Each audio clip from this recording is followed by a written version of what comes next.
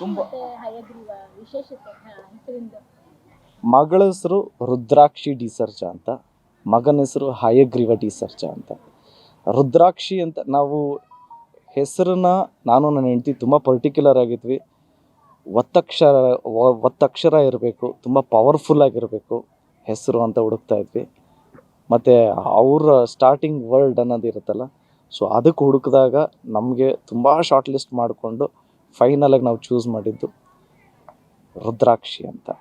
ಅದಾದಮೇಲೆ ವಿಷ್ಣು ಅವತಾರ ಅಂದರೆ ಹಯಗ್ರೀವ, ಪಂಚಮುಖಿ ಆಂಜನೇಯನಲ್ಲಿ ಅದು ಒಂದು ಅವತಾರ, ಹಯಗ್ರೀವನ ಅವತಾರ.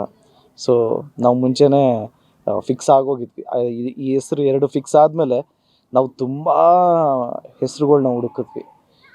ನಾನು ನನ್ನ ಹೆಂಡತಿ ತುಂಬ ಒಂದು ಮಾತ್ರ ಪರ್ಟಿಕ್ಯುಲರ್ ಆಗಿ ಅಂದ್ಕೊಂಡಿದ್ವಿ, ಯಾವುದು ಫ್ಯಾನ್ಸಿಯಾಗಿ ಹೆಸರು ಇಡಬಾರ್ದು, ನಮ್ಮ ಸಂಸ್ಕಾರದ ಹೆಸರು, ನಮ್ಮ ಹಿರಿಯರಿಗೆ ಇಷ್ಟ ಆಗುವಂಥ ಹೆಸರೇ ಇಡಬೇಕು, ಒತ್ತಕ್ಷರ ಇರಬೇಕು ಎಸ್ಪೆಷಲಿ ಅನ್ನೋದು ಒಂದಿತ್ತು.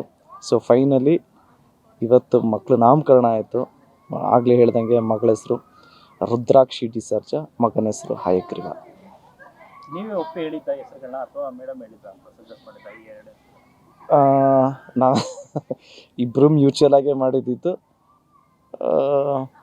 ರುದ್ರಾಕ್ಷಿ ಮತ್ತು ಹಯಗ್ರೀವ ಎರಡು ನಾನೇ ಫಸ್ಟ್ ಹೇಳಿದ್ದಿತ್ತು.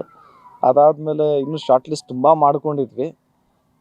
ತಿರ್ಗಾ ಫೈನಲಾಗಿ ಇಲ್ಲ, ನಾವು ಇದನ್ನು ಮಾಡಿದ್ರೆ ಬೆಟರ್ ಅಂತ ಅಂದ್ಕೊಂಡು ಫಸ್ಟ್ ಇಂಪ್ರೆಷನ್ ಅನ್ನೋದಿತ್ತಲ್ಲ, ಸೊ ತಿರ್ಗಾ ಇದಕ್ಕೆ ಫಿಕ್ಸ್ ಆಗೋದ್ವಿ.